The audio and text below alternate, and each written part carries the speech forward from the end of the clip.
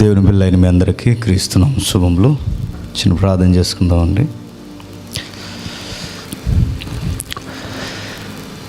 ప్రేమగల తండ్రి, కృపగల దేవ, ఈ ప్రతికూలమైన సమయంలో అనుకూలత మాకు ఏర్పాటు చేసి సంఘానికి నడుస్తున్న కొన్ని విలువైన సంగతులను నేర్పించడానికి తండ్రి ఈ సమయాన్ని మీరు అనుగ్రహించారని మేము నమ్ముచున్నాం.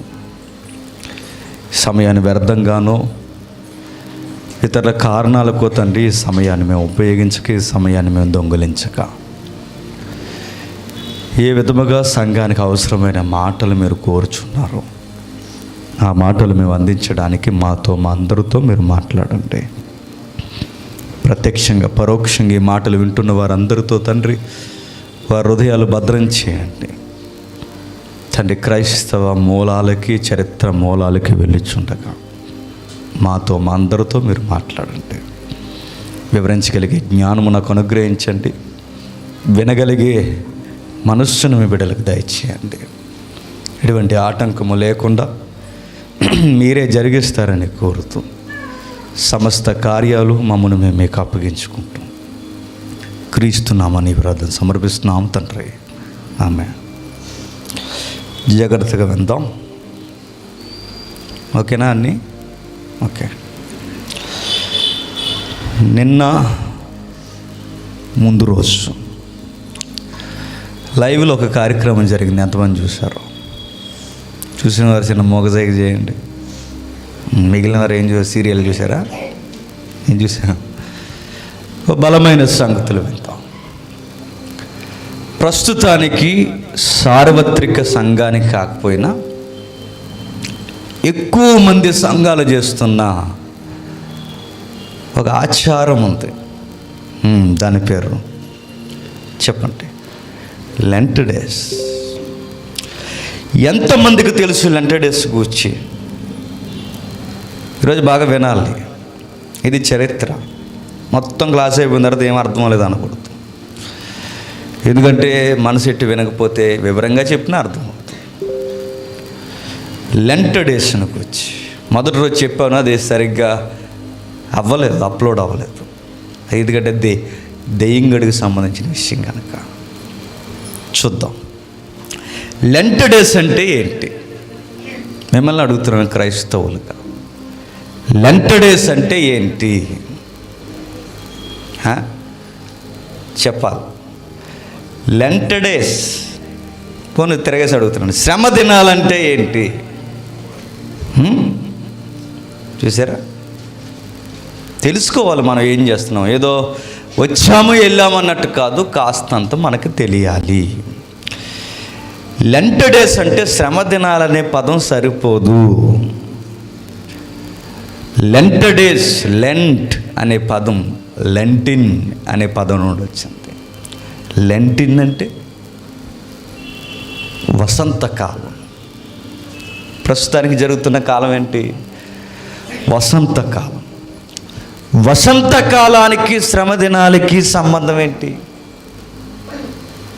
ఆశ్చర్యం చెప్పనా? వసంతకాల దేవుడు ఉన్నాడు అక్కడ. ఏ దేవుడు? ఋతుక్రమాలు జరిగించేది. ఈరోజు మీరు సరిగ్గా వినకపోతే నేను ముందే చెప్తాను, పిచ్చెక్కిపోతుంది మీకు. బాగున్నది చరిత్ర. లెంట్ డేస్ని రకరకాలుగా పిలుస్తారు. స్ప్రింగ్ సీజన్, మండల కాలం, తపస్సు కాలం, శ్రమల దినాలు, దుఃఖ దినాలు. పేర్లు ఏం పిలిచినా అవి ఏడ్చే రోజులు. అయితే లెంట్ అనే పదం ఎక్కడి నుండి వచ్చిందంటే లెంటిన్ అనే పదం నుంచి వచ్చింది. ఓకే, ఈ లెంట్ దినాన్ని సరిగ్గా ఎప్పుడు స్టార్ట్ చేస్తారు? ఫిబ్రవరి ఎండింగ్కి, మార్చ్ స్టార్టింగ్కి. డౌట్ రావాలి, మార్చిలోనే ఎందుకు స్టార్ట్ చేస్తారు? అది లెంటిన్ గనక. ఏంటది లెంటిన్ అంటే? వసంతకాలం. వసంతకాలం అప్పుడే వస్తుంది కనుక అప్పుడు స్టార్ట్ చేస్తారు. ఇప్పుడు ప్రశ్న, వసంతకాలం వచ్చిందని శ్రమ దినాలు వచ్చాయా? శ్రమ దినాలకి టయానికి వసంతకాలం వచ్చిందా? అయిపోయారు ఈరోజు మీరు. వసంతకాలం వచ్చిందని శ్రమ దినాల, శ్రమ దినాలు వసంతకాలంలో వచ్చాయి, లేదా వసంతకాలానికి ఈ దుఃఖ దినాలకి క్రైస్తవ్యానికి అసలు సంబంధం ఉందా లేదా? మరో మాట, ఒకవేళ ఈ పదాలన్నీ మనం పక్కన పెడితే ఈ శ్రమ దినాలని 40 రోజులు పెట్టారు. ఎన్ని రోజులు? 40 రోజులు. 40 రోజులే ఎందుకు పెట్టారు చెప్పండి. అసలు మీ దగ్గర ఏమైనా ఆన్సర్స్ ఉంటే చెప్పండి. మీరు అనుకుంటారు అవన్నీ మాకు తెలిస్తే ఎక్కడికి ఎందుకు వస్తాం అనుకుంటారు. ఈరోజు నువ్వు ప్రసంగికుడు అయిపోయావు అంటే మాకు తెలియక అయిపోయారని అదో లుక్ అన్నమాట ఇది. నేను అడుగుతున్నాను, ఎందుకు 40 రోజులు పెడతారు? దానికి ఒక లెక్క ఉంటుంది. ఈస్టర్ అని ఒక డే ఉంటుంది కదండి. ఈ ఈస్టర్ దినం నుంచి సరిగ్గా 40 రోజులు వెనక్కి లెక్క పెడతారు, 6 వారాలకి. యూదులైతే 8 వారాలు లెక్క పెడతారు. ఎందుకంటే వాళ్ళు శనివారం ఆదివారం ఫాస్టింగ్ డే చేయరు. ఆ మిగిలిన 2 రోజులు కలిపితే ఇంకొక 2 వారాలు ఎక్స్ట్రా అవుతాయి కనుక అవి 8 వారాలు. ఎన్ని వారాలు దాని దగ్గర ఒక ప్రాబ్లం కాదు. కానీ ఈస్టర్ డే నుంచి 40 రోజులు వెనక్కి లెక్కించుకుంటూ వస్తే ఒక రోజు వస్తుంది. దాని పేరు బస్వ బుధవారం. ఆ బస్వ బుధవారం నుంచి డే స్టార్ట్ చేసి ఈస్టర్కి చెప్పండి ఈ డేస్ ఎండ్ అయిపోతాయి. ఇప్పుడు డౌట్, లెంట్ అనే పదం బైబిల్లో ఉందా? లేదు. కానీ సంఘంలోకి వచ్చింది. ఈస్టర్ అనే పదం బైబిల్లో ఉందా? లేదు. అపోస్తులు ఎక్కడన్నా చేశారా? చేయలేదు. మీకు అర్థమైపోయి ఉంటుంది. అంటే ఇప్పుడు మమ్మల్ని చేయొద్దు అంటారని. చెయ్యొద్దు అంటలేదు, పూర్తిగా వినండి. చెయ్యాలో ఏం చేయకూడదో మనకు అర్థమవుతుంది. లెంట్ అనేది బైబిల్లో లేదు, ఈస్టర్ అనే పదం బైబిల్లో లేదు. మరి ఈ ఈస్టర్ అనే పదం ఎలా వచ్చింది తెలుసుకుంటే గుండె బద్దలేసిపోతుంది మనకి. చెప్పనా? ఈస్టర్ అనే పదం బైబిల్లో ఒక దేవత ఉంటుంది. ఎవరు? దేవత. చూస్తారా దేవతను? ఒకసారి చూద్దాం. ఒకసారి ఆవిడ పేరు అష్టారుతు. విన్నారా బైబిల్ ఎప్పుడైనా? ఆవిడకి మాకు పెద్ద పరిచయం లేదంటారా? అష్టారుతు. అష్టారతు అనే పదాన్ని అసూరియన్స్ ఆరాధించేవారు. అసూరియన్స్ అన్న బాబులోనియన్స్ అన్న పురాతనమైన మెసొపొతేమియా తెగలు. మెసొపొతేమియా అంటే మీకు తెలియాలి, చదువుకుంటున్నారు కాబట్టి. పురాతనమైన ఆది మనుషులు ఎవరైనా ఉన్నారంటే మెసొపొతేమియా పురాతనమైన ప్రజానికం నాగరికత. మెసొపొతేమియా అంటే కూడా మీకు తెలుసు, జీకే పెట్టు. 2 నదుల మధ్య వెలసిల్లిన నాగరికత. ఏంటా 2 నదులు? చూద్దాం ముందుకెళ్ళే కొరకు. బైబిల్ ఉంటుంది బేసిదంతా. అయితే ఓ పురాతనమైన తెగ ఉంది, అసూరియన్స్. ఆ అసూరియన్స్ అష్టారతు అనే ఒక దేవతను ఆరాధించేవారు. ఆ అష్టారతు దేవత గ్రీకు సౌండ్లో ఏమని పిలుస్తారంటే ఇస్తార్ అని పిలుస్తారు. ఏమని? ఇస్తార్. ఎస్తేర్ కాదు, ఇస్తార్. ఇస్తార్ అనే పదం నుంచి వచ్చిందే ఈస్టర్ అని పదం వచ్చింది. మీకు గుండుగుబోయిన వెళ్ళిపోద్ది. అంటే మేము అష్టారతు పండగ చేస్తున్నామా అని. వినండి జాగ్రత్తగా.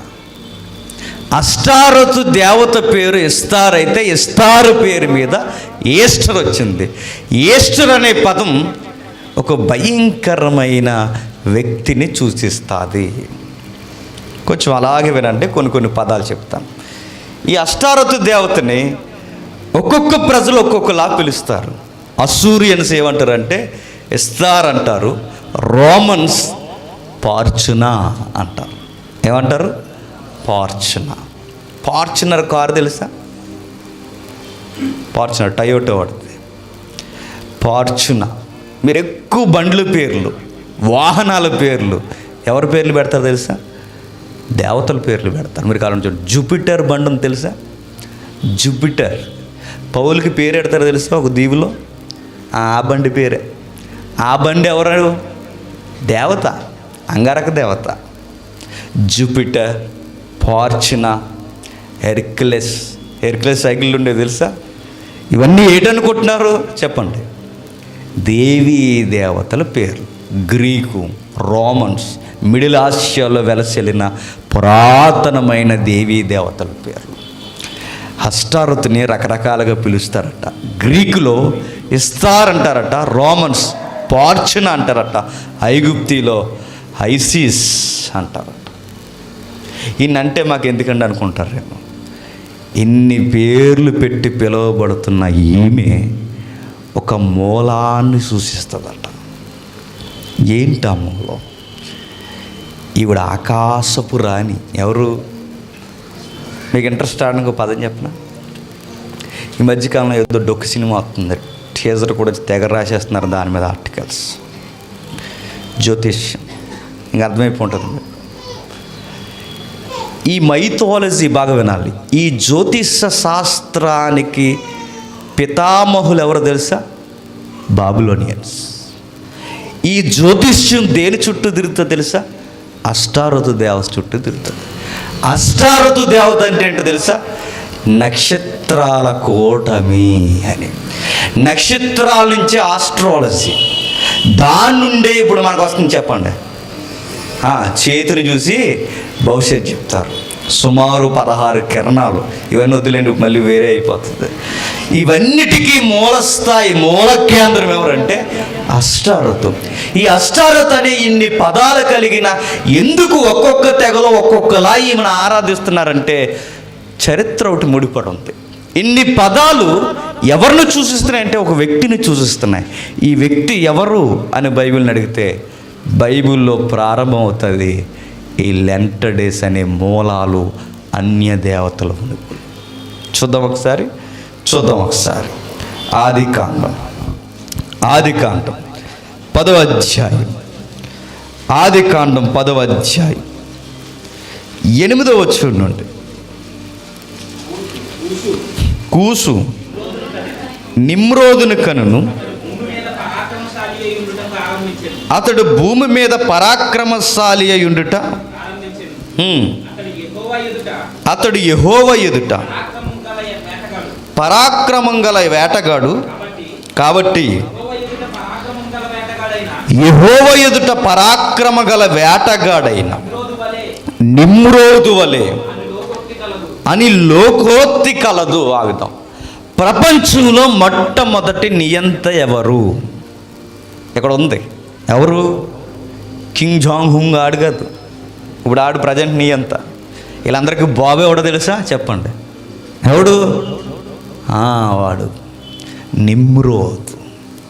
నిమ్రోద్కి ఒక కితాబు ఉందంట ఆ రోజుల్లో. ఏమని తెలుసా? యెహోవా ఎదుట పరాక్రమశాలి వేటగాడు. నిమ్రోదు అనే పదానికి అర్థం ఏంటి చెప్పిన?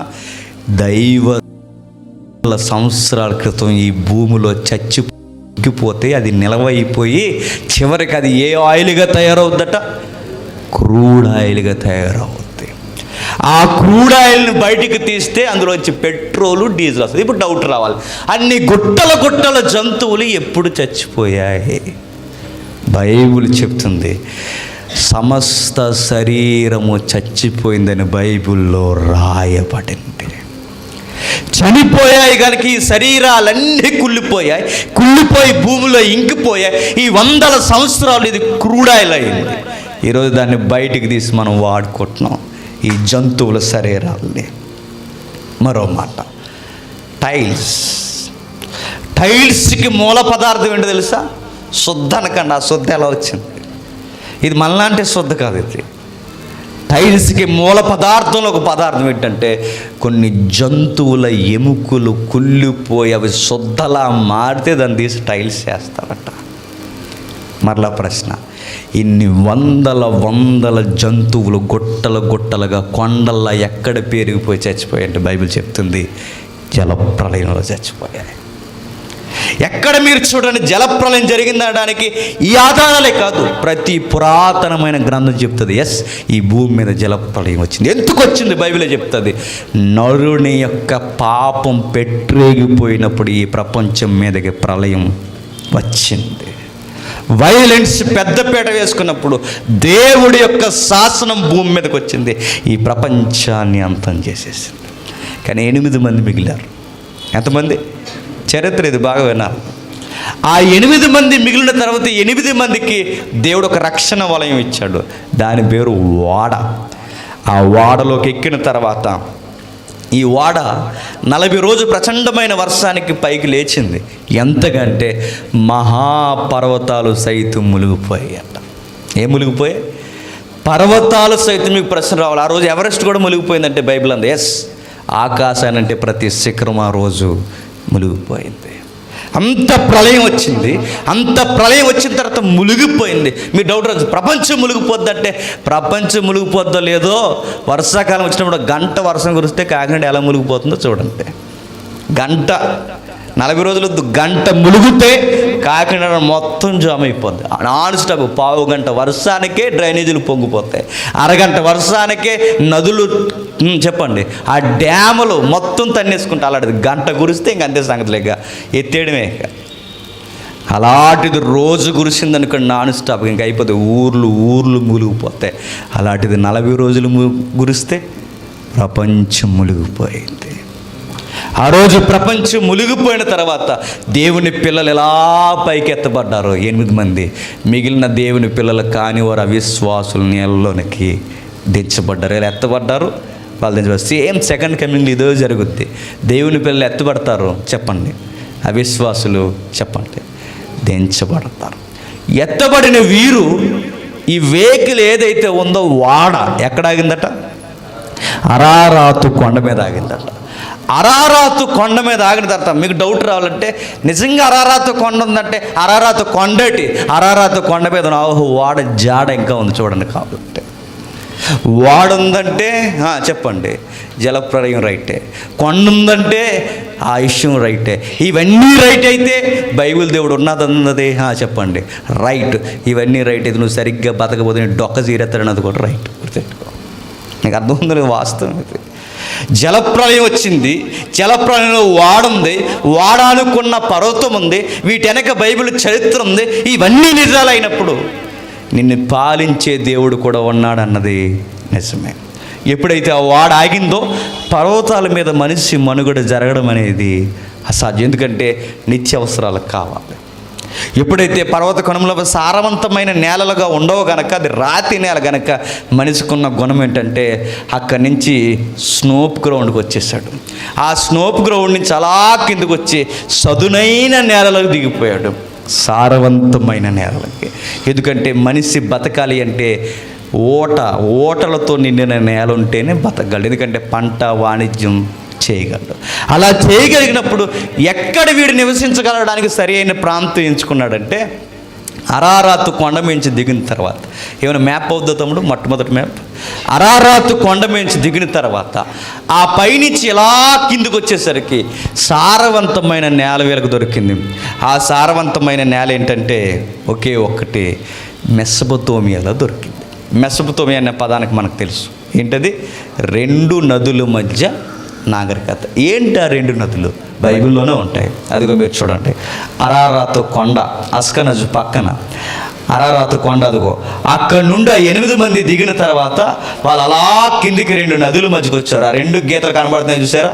అక్కడ నుండి ఒక సీలిపోయే పర్వత కనుమల్లో నుంచి ఆ 2 గీతలు మీరు కిందికి అలాగ వస్తే ఇక్కడ మీకు కనబడుతున్నాడు ఫరాతు హిద్దికేలు. ఫరాతు హిద్దికేలు, ఇంకా కిందకి బాబేల్ దగ్గర ఫరాతు హిద్దికేలు. ఆ 2 పక్కన కనిపించే ఆ నాగరికత ఉంది చూసారా? నదులు, క్షమించండి, ఆ 2 నదుల మధ్య మీకు కనిపిస్తుంది చూడండి బాబేలు. ఆ బాబేలు ప్రాంతాన్ని మొట్టమొదట ఆ మధ్య 2 నదుల మధ్య ఉన్న ఆ సారవంతమైన నేలని ఇక్కడి నుంచి కల్దీయ దగ్గర నుంచి అక్కడున్న నినేవే పట్టణం పద్మనాభం పైన మొదలుకొని అరారాతు వరకు పై వరకు దీన్ని ఏమంటారంటే మెసొపొతేమియా ప్రాంతం అంటారు. మెసొపొతేమియా అంటే అదిగో ఆ 2 నదులు. ఆ 2 నదుల మధ్య ఆ మొట్టమొదటి మనుషులు దిగారట. వాళ్ళు దిగిన తర్వాత పిల్ల జల్ల చెప్పండి ఇంకా మనవరాళ్ళు మొత్తం 8 మంది నుంచి సంతాన ఉత్పత్తి జరిగింది. అందులో 3 కొడుకులు ఉంటారు నోవహుకి, షేము, హాము, యాపెతు. వీళ్ళు ఎప్పుడైతే జనాభా అభివృద్ధి పెరుగుద్దో, ఈ అభివృద్ధి పెరిగిన తర్వాత జనాల్లో మరలా ఏమైందంటే వైలెన్స్ స్టార్ట్ అయింది. అరే అబ్బాయి కుదిరి ఉన్నారు అబ్బాయి వైలెన్స్ స్టార్ట్ అయింది. ఎప్పుడైతే వైలెన్స్ స్టార్ట్ అయిందో పాలకుడు ఒక ఎంపరర్ వచ్చాడు. వాడి పేరు చెప్పండి, నిమ్రోద్. ఇది చరిత్ర. మరలా సెకండ్ జనరేషన్ స్టార్ట్ అయిన తర్వాత ప్రపంచం అంతా ఒకే దిక్కునుండేదట. ఆ ఒకే దిక్కునున్న ప్రపంచానికి ఒక నాయకుడు వచ్చాడు. వీడికి దేవుడు అంటే భయం లేదు, ప్రజలంటే లెక్క లేదు, వీడు మనుషుల్ని కానీ దేవుడిని కానీ లెక్క చేయడు. వీడి మీద ఒక సామెత ఉందట, వీడు పరాక్రమశాలి. ఎవడు? నిమ్రోద్. వీడు ఒక్క మాటలో చెప్పాలంటే వీడే దేవుడిగా పిలువబడుతున్నట్ట. ఈ దేవుడికి భార్యే చెప్పండి, ఆవిడే ఈస్టర్ గారు. ఈస్టర్ ఆవిడే అష్టారతు. నీకు అర్థమైందా? ఆ దేవుడికి ఎవరికి ఎదుగు ఆవిడే. ఈ అష్టారతు అలా ఉంది ఏంటంటే అలాగుంటుంది, అలాగుంటాయి శిల్పాలు. ఆవిడ ఈ అష్టారతు అనే ఈమె, ఈ విలిగాండ్రులా కనిపిస్తున్న ఆమె ఆ నిమ్రోదికి భార్య. నిమ్రోద్ అంటే మనిషిగా మనం చూస్తున్నామేమో, మొట్టమొదటి మనుషులు నిమ్రోదిని మనుషులా చూడలేదు, సాక్షాత్తు మా ఏలిక దైవం అన్నారు. ఆ నిమ్రోది భార్య అష్టారతు. అయితే గుర్తుపెట్టుకోండి, ఈ అష్టారతు లేదా అష్టారతు లేదా ఇస్తార్ లేదా ఈ పార్చిన లేదా ఐసిస్ ఎవరైతే ఉన్నారో ఈమె ఒకరోజు నిమ్రోద్ అయాంలో నడుస్తుంది. అప్పటికే వీళ్ళంతా ఒక రాయల్ ఫ్యామిలీగా ప్రజల్ని పాలిస్తున్నారు. ఎవరు వీళ్ళంతా? ఇదంతా బైబిల్లో ఎక్కడుందంటే చూపిస్తాను, జాగ్రత్తగా వినండి. ఎప్పుడైతే వీళ్ళ పాలిస్తున్న టైంలో ప్రజలను వాళ్ళు గుప్పెట్లో పెట్టుకున్నారు. ఎవరు? నిమ్రోద్. ఎందుకంటే వాడు పాలిస్తున్నారు. ఆ బైబిలే వాడికి గూర్చి ఇచ్చిన మాట ఏంటంటే, వాడు యెహోవా ఎదుట పరాక్రమ గల వేటగాడైన నిమ్రోదు అనే లోకోక్తి వచ్చిందట. ఆ రోజు ప్రపంచవ్యాప్తంగా నిమ్రోద్ అంటేనే చెప్పండి పెహల్వాన్ అంటేనే నిమ్రోద్ అన్నారట. ఇక వాడే బలవంతుడే వాడిని మించిన వాళ్ళు ఒక మాటలు చెప్పాలంటే ఈయన మా దేవుడు అన్నారు. ఎవరిని? నిమ్రోద్. అప్పుడు వీడు ఏం చేశాడంటే కొన్ని రాజ్యాలు స్టార్ట్ చేశాడు. 10వ వచనం, సినారు దేశం మందు బాబేలును కల్నేను అనే రాజ్యానికి ప్రారంభంగా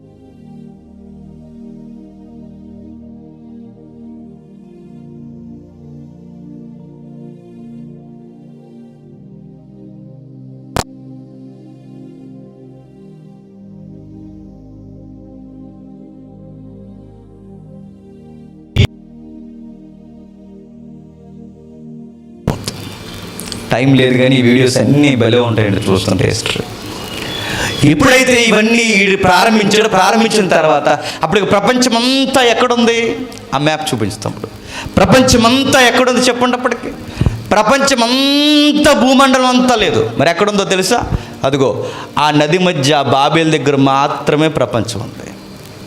ప్రపంచం అంతా లేదు, ఎక్కడో మెసొపొతేమియాలో అక్కడే ప్రపంచం. మరి ప్రపంచం అంతా ఎందుకు మనుషులు లేరంటే అప్పటికి మనుషులు అంతమంది లేరు, వాళ్ళే ప్రారంభికులు. ఆ 8 మంది నుంచి కొంత 100 మంది కొన్ని వేల మంది వస్తే ఆ 1000 మంది ఆ నదుల మధ్య బతుకుతుంటే వాళ్ళందరికీ లీడర్ అయ్యాడు. ఎవరు? నిమ్రోదు. వాళ్ళందరికీ లీడర్ వాడే గనక అక్కడే ప్రపంచం ఉంది. అప్పుడు వాడు ఏం చేశాడంటే వాడు అండర్లో అందరినీ పెట్టుకోవడానికి ఒక ప్రాజెక్ట్ స్టార్ట్ చేశాడట. ఏంటా ప్రాజెక్ట్? మనకు తెలుసు, బాబేలు గోపురం కట్టించాడు. ఏం చేశాడు? బాబేలు గోపురం కట్టించాడు. 11వ అధ్యాయం 1వ వచనం, భూమి అంతటా ఒక్క భాష ఒక్క పలుకు ఉండెను, వారు తూర్పున ప్రయాణమైపోవచ్చుండగా సేనారు దేశం ఒక మైదాను వారు కనబడి. ప్రపంచమంతా ఒక్క భాష ఒక్క పలుకు ఉందట. ఏముంది? ఒక్క భాష, ఒక్క భాష ఒక్క పలుకు. ఒకసారి ఇక్కడ చెప్పాను, మీకు ఎంతమంది గుర్తుందో? ఒక్క భాష ఒక్క పలుకు. ఇప్పుడు ప్రశ్న, ఏంటా ఒక్క భాష, ఏంటా ఒక్క పలుకు? మీరు అనుకుంటారు ఆ రోజు మేము లేం కదండి, లేదంటే సీరియస్గా చెప్పేది అని. నేను లేను. ఆ ఒక్క భాష ఏంటి? ఆ ఒక్క పలుకు ఏంటి? చాలామంది ఏమన్నారు? ఇబ్రూ అన్నారు, కొంతమంది గ్రీక్ అన్నారు. కాదు, ఇవన్నీ తర్వాత వచ్చినవి. మొట్టమొదటి ప్రజలు భాషలు తారుమారు అవ్వకముందు ఒక భాష ఉందట. ప్రశ్న, ఏంటా భాష? చాలా ఈజీ. ఇప్పుడు మనం ఈ ల్యాండ్లో బతుకుతున్నాం. మనమంతా ఎవరు? తెలుగు వాళ్ళు. ఎవరు? పాకిస్తాన్ ఎవరు అంటారు? తెలుగు వాళ్ళు. తెలుగు వారు కనుక మనం మాట్లాడే భాష ఏ భాష? తెలుగు భాష. కర్ణాటక వెళ్ళాం అనుకోండి, కర్ణాటక వారు మాట్లాడే భాష ఏంటి? కన్నడం. తమిళ వెళ్ళాం అనుకోండి, తమిళ వారు మాట్లాడే భాష ఏంటి? తమిళం. ఎక్కడికి పోయినా కొన్ని ల్యాండ్స్ని పెట్టి కొన్ని లాంగ్వేజెస్ పిలువబడుతున్నాయి. అలాగే ఈ మొట్టమొదటి ఈ భూమి అంతటా చెదిరిపోకున్న ఆ భూభాగానికి ఒక పేరు ఉందట. ఆ పేరు ఏంటంటే సుమేరియా. ఏంటది? సుమేరియా. ఆ సుమేరియా అనే ప్రాంతానికి ఆ రోజు ప్రజలు వాళ్ళే అక్కడ ఉన్నారు కనుక, ఆ సుమేరియా ప్రాంతంలో వారు నివసిస్తున్నారు కనుక, ఆ భూభాగంలో వారు నివసిస్తున్నప్పుడు వారు సుమేరియన్స్గా పిలువబడతారు కనుక, వారు సుమేరియన్స్ అయితే వారు మాట్లాడే భాష ఏ భాష అవుతుంది? సుమేరియన్ భాష అవుతుంది. తెలుగువారు మనం మాట్లాడితే తెలుగు భాష అయితే, కన్నడం వారు మాట్లాడితే కన్నడం అయితే, తమిళ వారు మాట్లాడితే తమిళం అయితే, సుమేరియన్స్ మాట్లాడేది ఏ భాష అవుద్ది? సుమేరియన్ భాష అవుతుంది. ఆ సుమేరియన్ భాష వాళ్ళు ఎప్పుడైతే మాట్లాడడం స్టార్ట్ చేశారో, గుర్తుపెట్టుకోండి, ప్రపంచమంతా ఒక్క భాష ఒక్క పలుకు ఉందట. అసలు ప్రపంచంలో రకరకాల భాషలు మొట్టమొదట లేవు. బాగా వినాలి, మరి ఎంతమందికి అర్థమవుతుందో. లెంట డే చేసేస్తామండి అంటే చెయ్యండి, కాదంటలేదు. లెంట వెనక మూలం కూడా ఒకటి ఉందని మాత్రం తెలుసుకోండి. మీకు డౌట్ రాదు, లెంటకి నిమ్రోధికి సంబంధం ఏంటంటే చాలా సంబంధం ఉంది. లెంటకి అష్టరుద్ధికి సంబంధం ఏంటంటే చాలా సంబంధం ఉంది. అసలు లెంట డేస్కి ఈస్టర్ అనే పదం అసలు బైబిల్లో లేని పదానికి ఎలా వచ్చింది? ఎన్ని సంబంధాలు ఉన్నాయి చరిత్రలో చూద్దాం. ఎప్పుడైతే వీడంతా ఒకే దిక్కు నిలబెట్టాడో, నిలబెట్టి 4వ వచనం, వారి భూమి ఎందంతటా చెదిరిపోకుండా ఒక పట్టణమును ఆకాశము నంటూ శిఖరము గల ఒక గోపురమును కట్టుకొని పేరు సంపాదించుకుందాము రండని మాట్లాడుకొనక. ఏం చేశారట? ప్రపంచం అంతా మనం చెదిరిపోకుండా ఈడొక పిలుపునిచ్చాడట. ఎవరు? నిమ్రోదు గారు. వారు అనగానే అక్కడ ఉన్న మూల పదాలు ఏంటి చెప్పిన? నిమ్రోదు భార్య, నిమ్రోదు యొక్క రాజవంశం. వాళ్ళకు పిలుపునిచ్చారట. ఏమనంటే, మనం ఎక్కడికి చెదిరిపోవద్దు, ఆకాశాన్ని అంటే గోపురం మనం ఇక్కడ కట్టుకుందాం. ఓ మాట నేను చెప్పనా, 4 పాయింట్లు రాశారు చూడండి. అక్కడ ఒక పట్టణము ఆకాశ శిఖరము గల ఒక గోపురము, ఒక పట్టణము ఆకాశం శిఖరము గల ఒక గోపురం. అడుగుతున్నా, పట్టణంలో ఎవరుంటారు? పట్టణంలో ఎవరుంటారు? సింహాలు, పుల్లు, నక్కలు ఏముంటాయి? మనుషులు ఉంటారు. సిటీ ఫామ్ అయిందంటే సిటీలో జనాంగం ఉంటుంది. సిటీ ఒక పట్టణం కట్టుకుంటే పట్టణంలో మనుషులు ఉంటారు. పట్టణంలో మనుషులు ఉంటే మరి పట్టణం మధ్యలో ఒకటి కట్టారట. దాని పేరేంటి? గోపురం. ఆ గోపురంలో ఎవరు ఉండడానికి కట్టారు? దేవుడు ఉండడానికి కట్టారట. ఎవరు ఉండడానికి? దేవుడు. అంటే ఆ రోజు బాబేలు గోపురం కట్టింది ఎవరికో తెలుసా? దేవుడికి. ఏ దేవుడికి? నిమ్రోదు దేవునికి. మరో మాట చెప్పిన, ఆ నిమ్రోదుకే కాదు, ప్రపంచంలో ఉన్న ఆ రోజు అక్కడ ఉన్న నమ్మకాలు ఏవైతే ఉన్నావో ఆ నమ్మకాలన్నిటికీ వాడే కేంద్ర బిందువు ఒక దేవాలయం కట్టాడట. మరో మాట చెప్పిన, ఆకాశం పైన ఇంకొక పెద్ద దేవుడు ఉండిపోయాడు.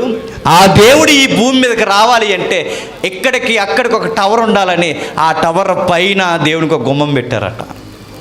ఎప్పుడైనా మీరు చూడండి, కావాలంటే ఎప్పుడైనా పురాతనమైన గుడులు చూడండి, పురాతనమైన గోపురాలు చూడండి. ఈ మధ్యకాలంలో కొన్ని చర్చిలు చూడండి, పురాతనమైన చర్చిలు. అక్కడ వరకు ఎందుకు ముందుకెళ్ళే కొలది మీకు అర్థమవుతుంది. క్యాథలిక్ చర్చెస్ చూడండి, అలా పైకి అలా గోపురంగా కట్టి పైన గుమ్మ పెడతారు. ఎప్పుడైనా చూసారా? గుమ్మం. ఆ గుమ్మానికి ఒక డోర్ పెడతారు. ఆ డోర్ ఎందుకు పెడతారు చెప్పండి? నువ్వు వెళ్ళి నేను వెళ్తామని కాదు. ఆ డోర్ ఎవరికి తెలుసు? దేవుడికి డోర్ అది. చూడండి, పాత టెంపుల్స్ మీరు ఏమన్నా చూడండి, అలా పైకి చిన్న డోర్స్, చిన్న చిన్న గుమ్మాల్లా కట్టుకుంటూ వెళ్ళిపోయి పైన ఒక డోర్ పెడతారు. ఆ డోర్ ఎవరికంటే ఒకే ఒక్క మాట, ఆ డోరు దేవుడు ఆకాశం నుంచి అలా పైకి వచ్చి ఆ డోర్ తీసుకుని అలా కిందకు వచ్చి ఈ పట్టణంలో ఉన్న మనుషులందరినీ దీవించడానికంట. అందుకే మధ్యలో గోపురం కట్టి, ఇది పెరగం, ఇది మధ్యలో గోపురం కట్టిన తర్వాత ఆ చుట్టూ బాగుండండి, చుట్టూ పట్టణం కట్టారు.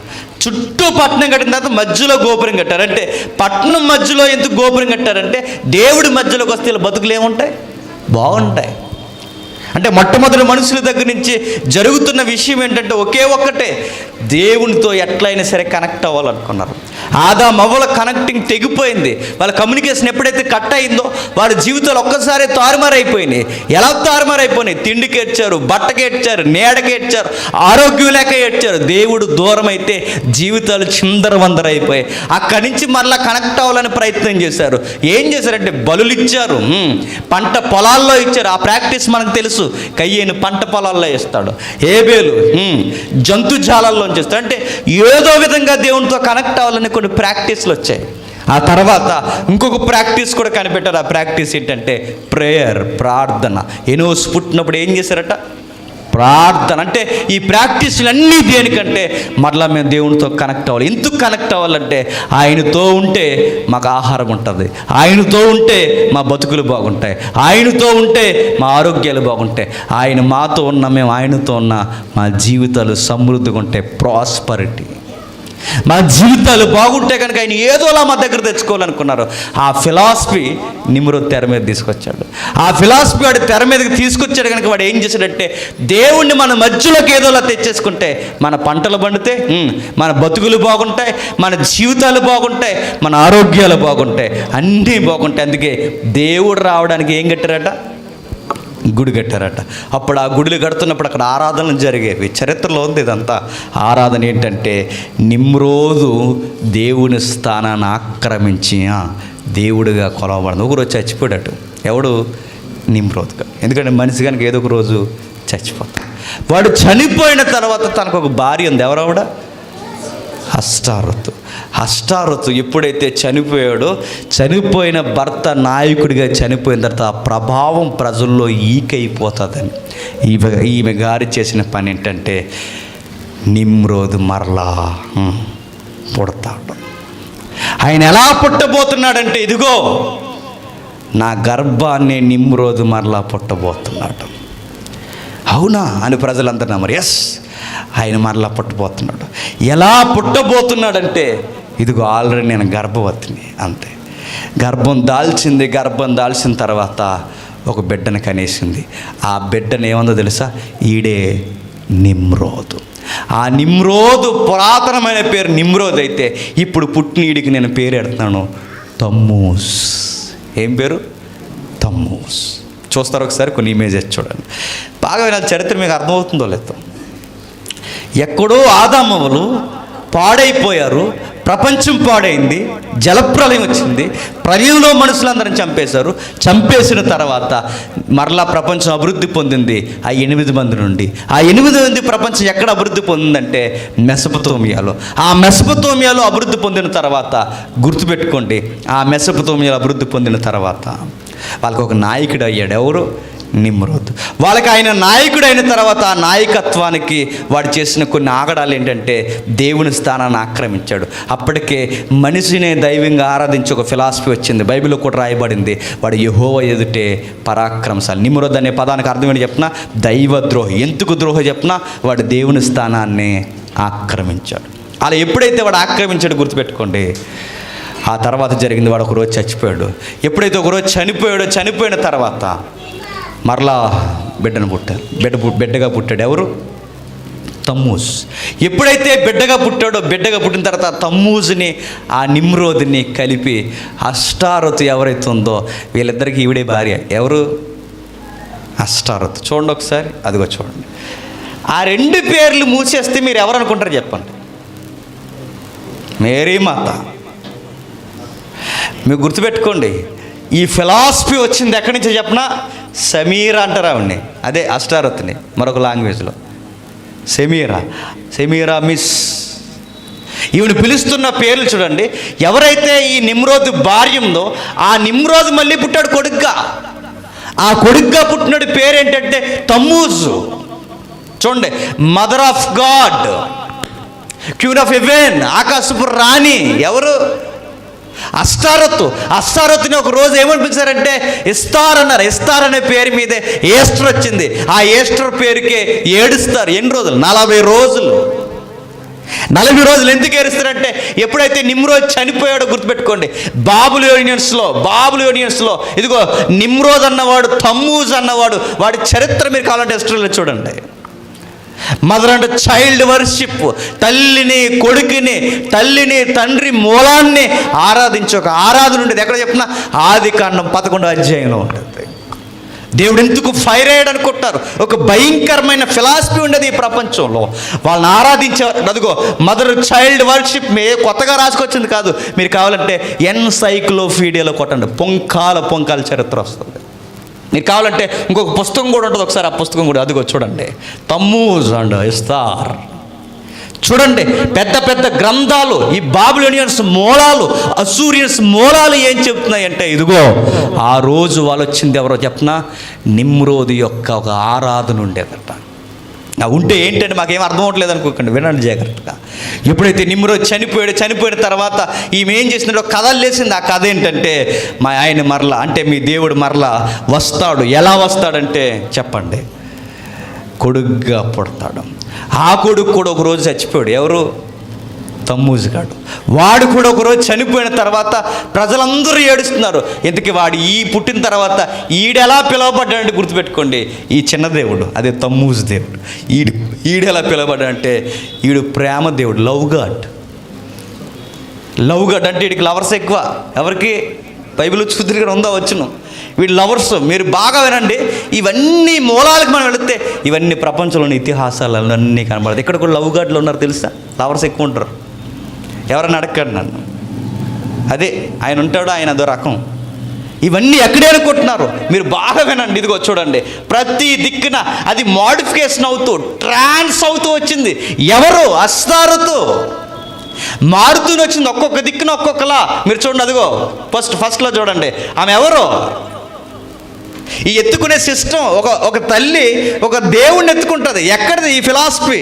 అదిగో చూడండి, మొట్టమొదటి ఇండియా, తర్వాత ఈజిప్ట్, తర్వాత ఆసియా, తర్వాత ఇదిగో జపనీస్, చైనీస్, మా మేరీ జీజస్. ఈ ఫిలాసఫీ ఎక్కడ అనుకుంటున్నారు? నిమ్రోదు కూడా వైఫ్ది ఇదంతా.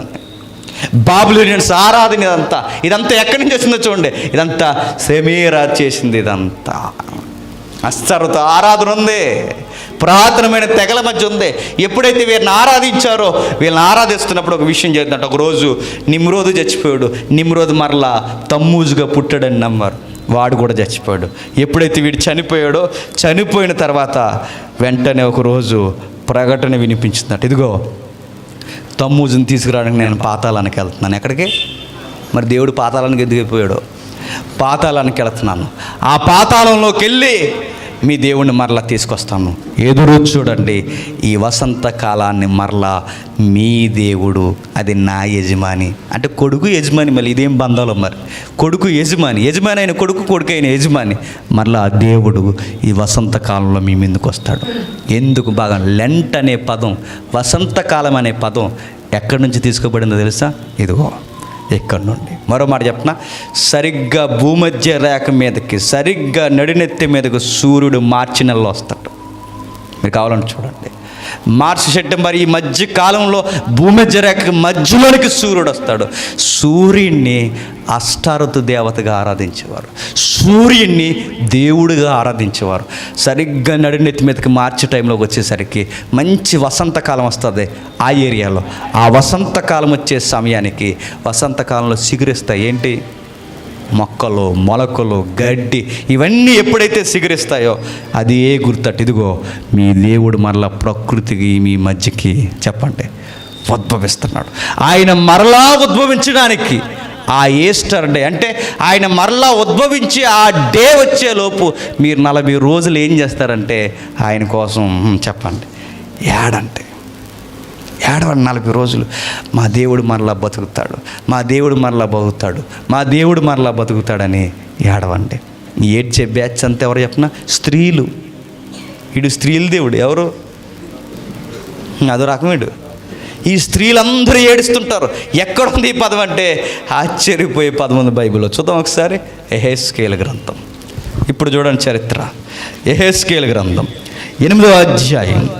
యెహెజ్కేలు గ్రంథం 8వ అధ్యాయం 13, 14 వచనాలు.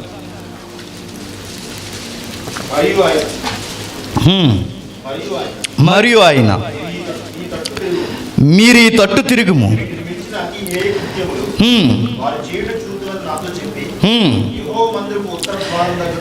యెహోవా మందిర ఉత్తర ద్వారం దగ్గర నన్ను దింపగా. ఏంటి సందర్భం ఏంటి? ఒక ఆయన దర్శనం చూస్తున్నాడు, పరలోకపు దర్శనం. ఎవరైనా యెహెజ్కేలు ఏం చూస్తున్నాడంటే ప్రపంచంలో దారుణాతి దారుణమైన ఘోరకలు చూస్తున్నాడట. ఎవరు? యెహెజ్కేలు. దేవుడు చూపిస్తున్నాడు. దేవుడు ఎప్పుడైతే చూపిస్తున్నాడు గుర్తుపెట్టుకోండి, సరిగ్గా యెహెజ్కేలు పుస్తకం ఎప్పుడు రాయబడుతుంది చెప్పిన, సరిగ్గా వీరు బాబులోనికి సెరగా వెళ్ళిపోయారు. ఎప్పుడు? బాబులోనియన్స్కి సెరగా తీసుకెళ్ళిపోయారు యెహోయాకీము అయాంలో. మీకు అర్థమవుతుందో లేదు? ఇదంతా అర్థమవుతుందా? అర్థమైపోయినా అర్థమైనట్టు ఎట్టండి ముఖం, అంతే. ఇక తర్వాత మళ్ళీ నెట్లో చూసాను కానీ ఒక రోజు కూర్చొని తీరిగ్గా. యెహోయాకీం అంటే యూదుల రాజు లేదా ఇశ్రాయేలు రాజులు ఎండింగ్ టైంలో, చివరి రాజుల కాలంలో బాబిలోనియన్స్ వచ్చి వీళ్ళని ఎత్తుకెళ్ళిపోయారు. ఎవరిని? యూదుల్ని. ఆ యూదుల్ని ఎత్తుకెళ్ళిపోయినప్పుడు ఎత్తుకెళ్ళిపోయిన వారిలో దానియేలే కాదు, ఎత్తుకెళ్ళిపోయిన వారిలో దానియేలు స్నేహితులే కాదు, యెహెజ్కేలు కూడా ఉన్నాడు. ఎవరున్నారు? యెహెజ్కేలు కూడా ఉన్నాడు. ఆ యెహెజ్కేలు లాంటి వారిని ఎత్తుకెళ్ళిపోయిన తర్వాత, అక్కడికి వెళ్ళిన తర్వాత యూదులందరూ అక్కడున్న దేవీ దేవతను నమ్మడం మొదలెట్టారట. ముఖ్యంగా ఎవరిని నమ్ముతున్నారంటే తమ్మూజు, అస్తారోతు దేవతను నమ్ముతున్నారట. అక్కడ స్త్రీలు, అదిగో చూడొచ్చింది, అక్కడ స్త్రీలు కూర్చుండి తమ్మూజు దేవతను కూర్చి ఏడ్చుచు చూసి తిని. ఎవరి కోసం ఏడుస్తున్నారట వీళ్ళు? పాపం కన్నా మరింత భయంకరమైన పాపం చూపిస్తాను చూడన్నాడు. ఎవరికి? యెహెజ్కేలుకి. ఏంటో తెలుసుకో, ఆరాధన నీచమైనది, భయంకరమైన పాపం అనేది. మరింత పాపం నీకు చూపిస్తాను. ఆ పాపం ఏంటో యెహెజ్కేలు చూద్దుకనరా. ఏంటి అంటే, ఇదిగో స్త్రీలందరూ కూర్చుండి తమ్మూజు దేవుడి కొరకు ఏడుస్తున్నారట. ఎన్ని రోజులు ఏడుస్తారు చెప్పనా? 40 రోజులు ఏడుస్తారట. ఎప్పటి వరకు ఏడుస్తారు చెప్పనా? ఈస్టర్ డే వరకు ఏడుస్తారట. ఈస్టర్ అంటే మన పదం కాదు అది. ఈస్టర్ అనే పదం ఎవరు చెప్పండి? అష్టారోతు దేవత పదం అది. ఆ రోజు వరకు ఆ పదం కొరకు, ఆ పదం ఏదైతే ఆ పదం మనం పిలవబడుతున్నామో ఆ రోజు వరకు, తమ్మూజు వచ్చే డే వరకు, అంటే మరలా సిగురించే రోజు వరకు, మొలకలు వచ్చే ఒక ప్రారంభపు రోజు వరకు ఒక ఈస్టర్ డే అని పెట్టుకుని ఆ రోజు కొరకు ఏడుస్తుంటారట. మా దేవుడు వస్తాడు, దేవుడు వస్తాడని. ఇప్పుడు ఏడుస్తున్నది ఎవరు చెప్పినా సాక్షాత్తు యెరూషలేము కుమార్తెలు ఏడుస్తున్నాడు. ఎవరి కోసం? యెహోవా కోసం కాదు. ఎవరి కోసం? దేవుని కోసం కాదు. మరి ఎవరి కోసం? తమ్మూజు కోసం ఏడుస్తానట. దేవుడు రాయించాడు. ప్రపంచంలో ఇలాంటి నాగరికత ఒకటి ఉందా అంటే ఇదిగో బైబిల్లో కూడా ఆధారం ఉంది. వాళ్ళు ఏడుస్తారట. ఎందుకు ఏడుస్తారంటే ముందుకు వెళ్ళే కొలది అర్థమవుద్ది. చదువుతాడు కిందకి.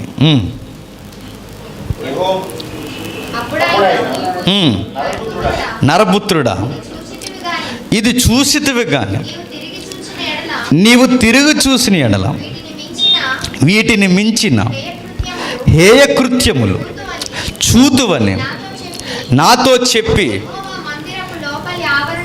యెహోవా మందిరపు లోపలి ఆవరణములో అక్కడ యెహోవా ఆలయము మందిర ద్వారం దగ్గర ఉన్న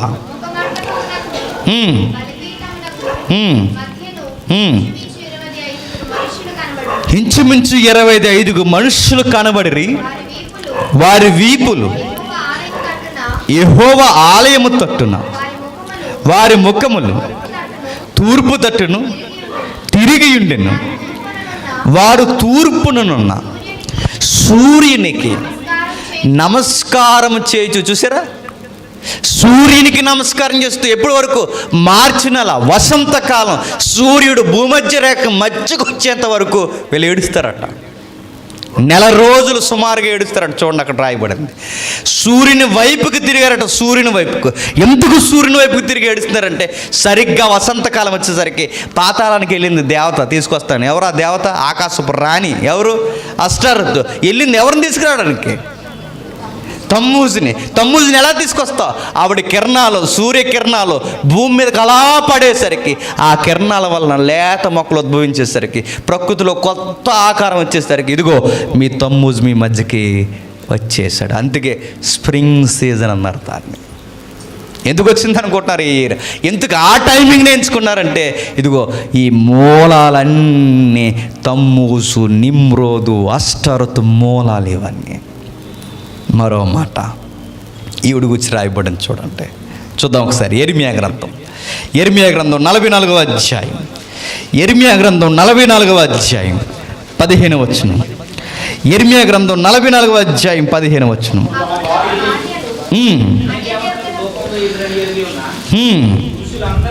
పురుషులందరూ అక్కడ నిలిచి ఉన్న స్త్రీ బ్యాచ్ పోతలే చూడండి ఎక్కడికి.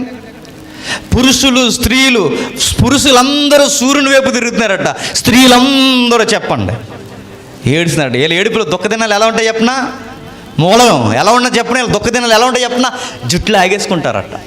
మీరు కావాలని చూడండి, నెట్లో ఉంది క్లియర్గా ఈ పదం. జుట్టు పీకేసుకుని బూడిద జల్లేసుకుని పిచ్చోళ్ళ తయారైపోయి దేవుడా రా దేవుడా రా దేవుడా అని ఏడుస్తారట.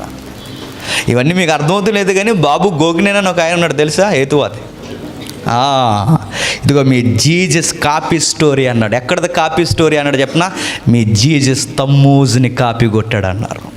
మీరు ఇక్కడ కూర్చుని మీరు వెళ్ళామంటే ప్రపంచం అలా లేదు, బయట మీరు కావాలంటే చూడండి.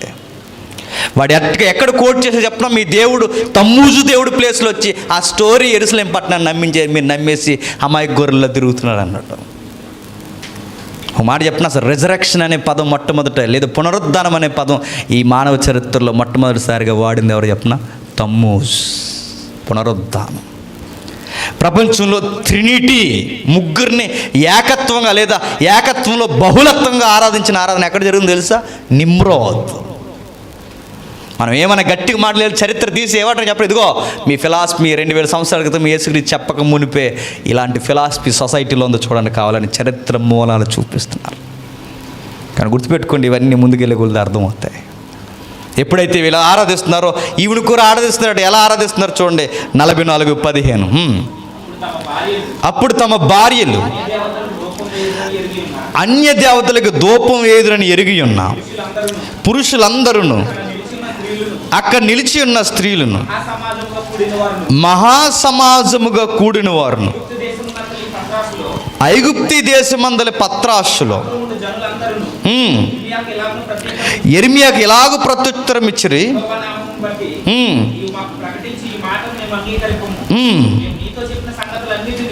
మేము నీతో చెప్పిన సంగతులన్నిటినీ నిత్యముగా నెరవేర్చబోచున్నాము. మేమును మా పితరులను రాజులను మా అధిపతులను యోధా పట్టణములో యెరూషలేము వీధుల్లో చేసినట్లు ఆకాశపు రాణికి ధూపం వేయుదుము. ఎవరు ఈ ఆకాశపు రాణి? ఎవరు క్వీన్ ఆఫ్ హెవెన్? ఎవరు ఇవిడ? అష్టారతు. ఎవరు ఈ అష్టారతు? తమ్మూజుగోడు మమ్మీ, తమ్మూజుగోడు వైఫ్ కూడా. ఎవరు? గతంలో వైఫ్, ఇప్పుడు మమ్మీ. ఎవరు? అంతకుముందు నిమ్రోదికి వైఫ్ ఈవిడే, ఇప్పుడు ఈ మళ్ళీ నిమ్రోది పుడితే ఈ నిమ్రోదికి తల్లి ఈవిడే. ఈవిడెవరో తెలుసా? ఆకాశపు రాణి. ఈ ఆకాశపు రాణి పేరు మీదే జ్యోతిష్యం వచ్చింది తెలుసా? మీరు నమ్ముతారో నమ్మరో? ఏదో పెద్ద ప్రాజెక్టులకి మంచి పెద్ద ఫ్యాషన్, ఇదంతా పెద్ద ఫేక్. నేను మరలా చెప్తున్నాను, మాయా. దీని మీద మళ్ళీ తగలెట్టడానికి సినిమాలో ఒకటి, దీని మీద పెద్ద జ్యోతిష్యం ఒకటి. నేను చెప్తున్నాను, టైం ట్రావెల్ అని ఒక లెసన్ ఉంది. మీరు ఎంతమంది ఉన్నారు నాకు తెలియదు, యూట్యూబ్లో చూడండి. నేను చెప్పాను ఒకసారి, టైం ట్రావెల్. వర్తమానంలో ఉన్న గతాన్ని ఎలా చూడగలమో టైం ట్రావెల్ ఒకసారి ఉంటుంది చూడండి. అంటే మీరు కూడా జ్యోతిష్యం చెప్తారా అనుకోకండి.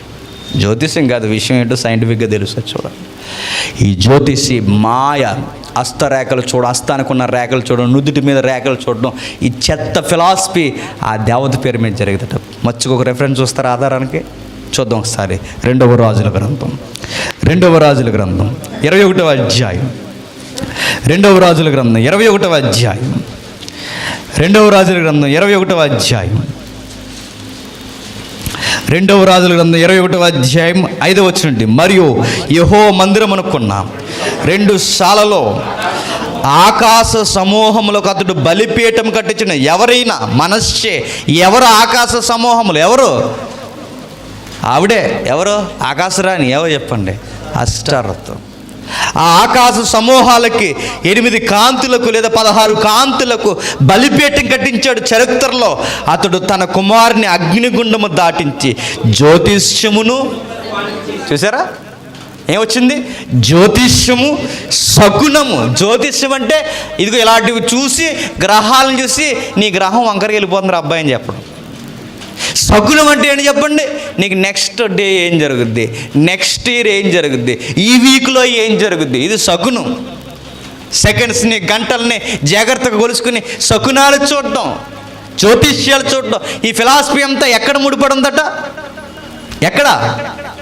మీరు సరిగ్గా వినట్లేదు. ఎక్కడ? వర్షం పడుతుందా? వర్షం పడుతుంది కదా. ఆకాశపు రాణి ఎవరు? అష్టారతు. ఈ ఫిలాసఫీ ఎక్కడేట? ఈ జ్యోతిష్యాలు చెత్త చెదారం ఇవన్నీ అవి అక్కడ ఉన్నాడు చూడు, చోదెగాండ్లు సాంగత్యము చేదురు. ఈ జ్యోతిష్యం చెప్పే వాళ్ళకి ఇచ్చిన పెద్ద పదం ఏంటి చెప్పనా?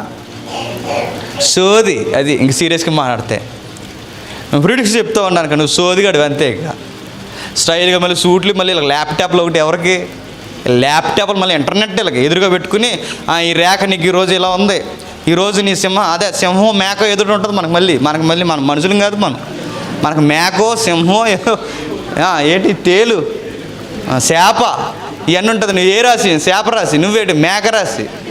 నువ్వేరు. ఇవన్నీ చూపిస్తారు దాని మీద ఇవన్నీ కొలుస్తారు. ఇవన్నీ ఫిలాసఫీ ఎక్కడ? బావులో మూఢనమ్మకాలండి ఇవన్నీ. మరి అవి ఇండియా వరకు ఎలా వచ్చినాయి? మూలమంతా మెసపుతోమియాలో పుట్టారు కనుక అక్కడ ప్రాక్టీస్ చేసుకుంటే 11వ అధ్యాయంలో దేవుడు తారుమారు చేశాడు. అంటే చెదరగొట్టి పాడేశారు. వీళ్ళు చెదిరిపోయిన తర్వాత వీళ్ళే రాలేదు, ఆ మూఢనమ్మకాలు కూడా కూడట్టుకొచ్చారు. వాళ్ళు నమ్మిన నమ్మకాలు కూడా కూడట్టుకొచ్చారు. ఆ నమ్మకాలు కూడా కూడదిచ్చారు కనుకే మన ఇండియాకి వచ్చిన మదర్ చైల్డ్ వర్షిప్ ఉంది. చూసారు కిందక. అదే ఆసియాలో చైనాకి వెళ్ళినా ఆ మదర్ చైల్డ్ వర్షిప్ ఉంది. జపాన్కి వెళ్ళినా ఉంది, ఈజిప్ట్కి వెళ్ళినా ఉంది. చివరికి యెరూషలేములో ఉన్న కొన్ని దేవాలయాల్లో కూడా తీసుకొచ్చేసారు. ఎక్కడి నుంచి వచ్చిందంటే మూలం అదే కనుక ఆ మూలం నుంచి ఇవన్నీ డౌన్లోడ్ చేసుకున్నారు. రాయబడుతున్న మాట ఇదిగో, ఈ జ్యోతిష్యం, ఈ సోది చెప్పే వాళ్ళందరూ ఈ ప్రకారం అతడు యెహోవా దృష్టికి బహు చెడుతనము జరిగించచ్చు ఆయనకు కోపం. జ్యోతిష్యాలు శకునములు చూసుకోవడం ఇదంతా యెహోవా దృష్టికి ఏంటి చెప్పండి? ఘోరమైన పాపం.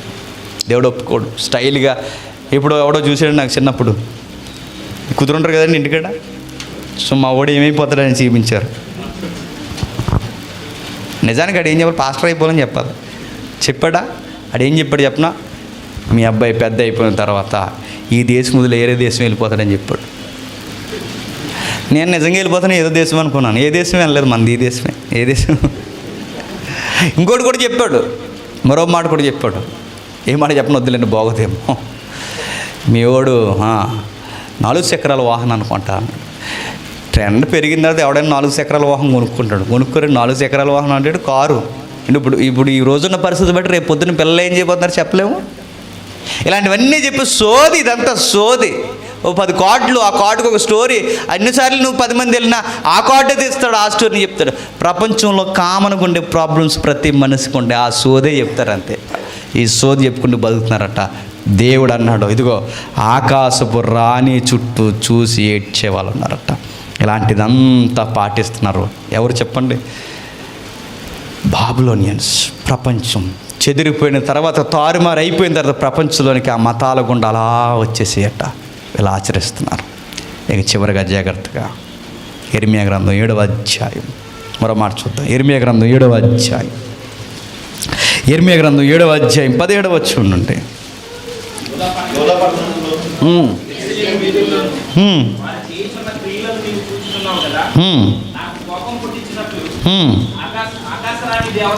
ఆకాశపు రాణి దేవతకు. చూసారా? రాణికి, ఎవరికి? ఆకాశపు రాణికి ఏం చేస్తున్నారట? పిండి వంటలు. చూడండి, ఇదంతా ఈ పండగ వాతావరణాలన్నీ ఎక్కడ అనుకుంటున్నారు? పిండి వంటలు, గారెలు, బూర్లు, చెప్పండి, పొంగడాలు, పోకొండలు, జంతికలు, చెప్పండి, సల్లగుత్తులు, ఇంకేమన్నా ఉంటే చెప్పండి, గోరుసుట్లా, ఇంకా ఏమన్నా ఈ పిండి వంటలన్నీ. ఇదంతా పండగలో ఇలాంటి ఒక సిస్టమ్ ఉండాలన్నది ఎక్కడ అనుకుంటున్నారు? బాబిలోనియన్స్ కల్చర్ ఇదంతా. చదువుతాముడు, నాకు కోపం పుట్టించినట్లు ఆకాశపు రాణి దేవతకు పిండి వంటలు చేయవలననియు అన్య దేవతలకు ప్రాణార్పణలు పోయేవలనని పిల్లలు కట్టెలు ఏర్చున్నారు, తండ్రులు అగ్గి రాజి పెట్టుచున్నారు, స్త్రీలు పిండి పిచ్చితే ఇంక పనే ఉండదు వీళ్ళకి చరిత్రలో. పిండి పిచ్చికెత్తున్నారట, పొంగడాలు వేసేస్తున్నారట, పిండి పిచ్చికెత్తున్నారు, జంతుకులు వేసేస్తున్నారు. మొత్తం మీద పిల్లలు ఏం చేస్తున్నారు? పొల్లలు వేస్తున్నారు. ఏళ్ళు ఏం చేస్తున్నారు? పిండి పిచ్చుతున్నారు. మగాళ్ళు ఏం చేస్తున్నారు? నూనె తెచ్చేస్తున్నారేమో, సన్ఫ్లవర్. అగ్గిరాజు పెడుతున్నారంట. వీళ్ళ ఫ్యామిలీ అంతా కలిసి ఏం చేస్తున్నారంటే పండగ చేస్తున్నాం. ఏం పండుగ అంటే రాణిగారి పండుగ. ఆ రాణిగారి పండుగే ఈస్టర్. ఏంటది? ఈస్టర్కే గుర్తుపెట్టుకోండి. ఆ రోజు ఈ 40 రోజులు తిన్న మనం ఏ రోజు గట్టిగా తినేద్దాం చెప్పండి. నేను విమర్శించట్లేదు, మూలం ఇది ఉందని చెప్తున్నా. 40 రోజులు ఏం తింటారు, లాస్ట్ రోజు తినేస్తారు. చెప్పండి ఆ రోజు ఏంటి? మొత్తం అన్నీ వండుకొని. ఆ రోజు ఈ ఫిలాసఫీ అక్కడ ఉండేదట. నిజమైన ఈస్టర్ అనే పదం ఎక్కడదంటే అది ఆ దేవత పేరు మీద ఇన్ని వండుకున్నారు. కామన్ పాయింట్ ఒకటి చెప్పనా, దేవుడు అలాంటి పిచ్చి పనులు చేస్తే దేవుడు అబ్జర్వ్ చేస్తాడు.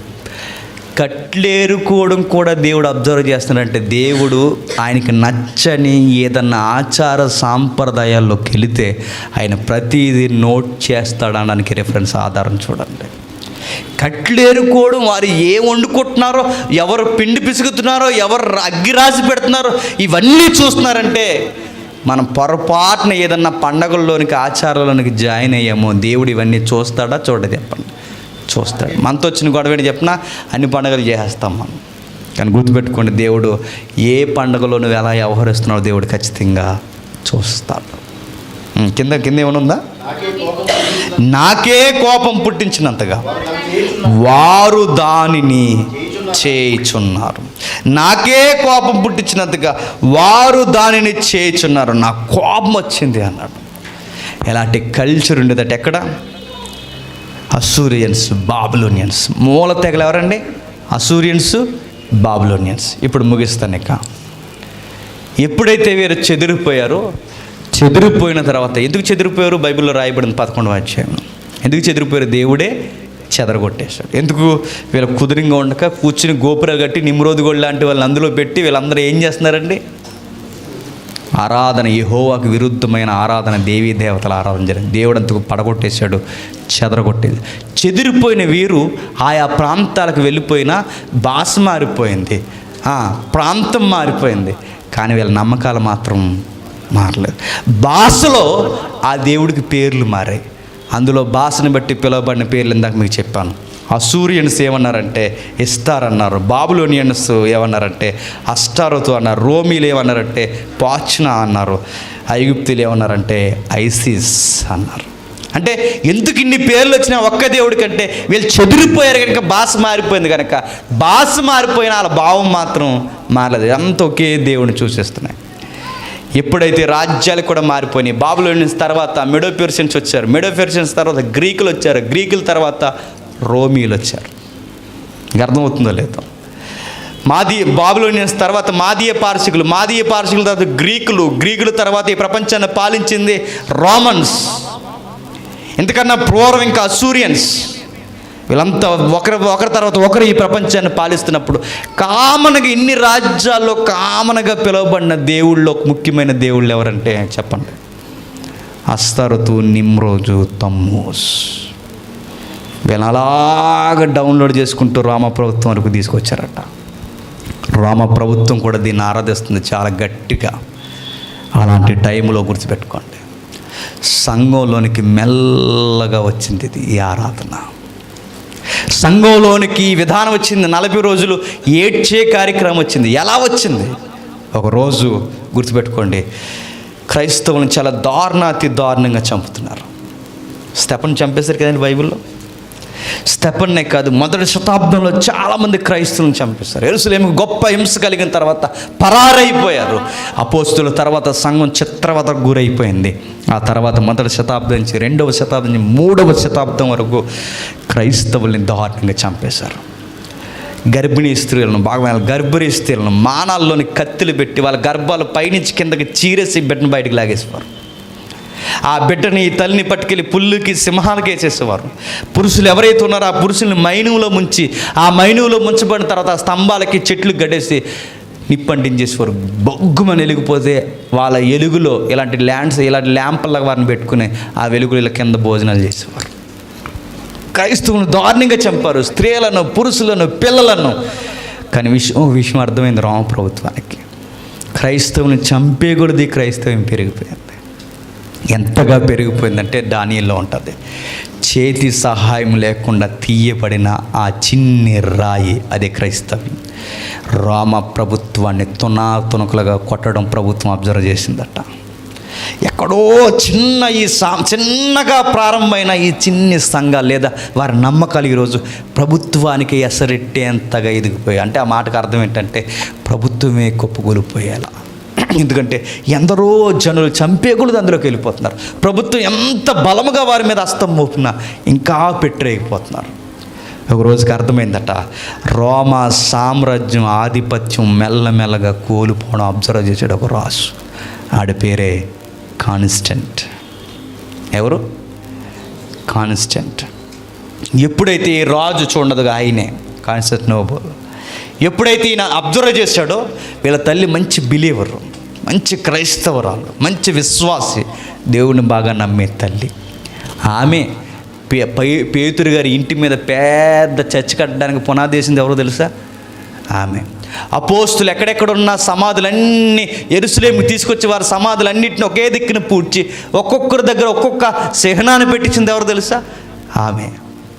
క్రైస్తవులకు ముఖ్య ఆరాధన స్థలాలు ఆ రోజుల్లో జాగ్రత్త చేయబడ్డాయంటే ఆ జాగ్రత్త చేయడానికి ప్రతి స్థలాన్ని ఒక కట్టడంతో కట్టించింది ఎవరో తెలుసా? ఆవిడే. కొడుకు రాజు అయిన తర్వాత, ఆమె క్రైస్తవురాలు అయిన తర్వాత క్రైస్తవ్యానికి కాస్తంత సెక్యూరిటీ వచ్చింది. ఎప్పుడైతే రోమా సామ్రాజ్యం ఆధిపత్యం తగ్గిపోతుందో ఇతడు కూడా ఒక విషయాన్ని తీవ్రంగా ఆలోచించాడు. మనమే క్రైస్తవులమైపోతే, క్రైస్తవ్యమే ప్రభుత్వంలోకి వచ్చేస్తే ఇక ప్రభుత్వానికి బలం చెప్పండి పెరుగుద్ది. అప్పుడు ఏం చేశాడంటే కొన్ని హామీలు ఇచ్చాడు. ఏం హామీలు ఇచ్చాడంటే, ఇదిగో ఈ రోజు నుంచి క్రైస్తవుల మీద ఒక దెబ్బ కూడా పడదు. చక్రవర్తిగా నేను చెప్తున్నాను, మిమ్మల్ని ఎవ్వరు ఏమనరు, మిమ్మల్ని ఎవ్వరు ఏమి చేయరు, మిమ్మల్ని ఎవ్వరో ఏ ప్రలోభానికి గురి చేయరు, మిమ్మల్ని బాధ పెట్టరు. నేనే క్రైస్తవుడు అయిపోయాను. ఎప్పుడైతే ఈయన క్రైస్తవుడు అయిపోయాడో సామాన్యంగా పిలువబడే ఈ మతం, వాళ్ళ భాషలో చెప్తున్నాను, ఒక్కసారి క్లాసిక్ రిలీజియన్ అయిపోయింది. చాలా గౌరవపదమైన మతం అయిపోయింది. ఎందుకంటే రాజే మతాన్ని స్వీకరించాడు.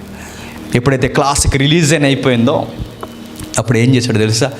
ప్రపంచంలో ఉన్న క్రైస్తవులందరూ రోమ ప్రభుత్వం కింద ఉన్న వాళ్ళందరికీ ఊపిరి పీల్చుకున్నట్టు అయిపోయింది. వాడు కొన్ని రాయితీలు ఇచ్చాడు. అప్పటికే సంఘానికి బిషప్స్ ఉన్నారు కదండి, ఎవరైతే ఉన్నారో ఈ సంఘానికి పెద్దలుగా పిలువబడుతున్న ఎల్డర్స్, వీళ్ళందరినీ పిలిపించాడు.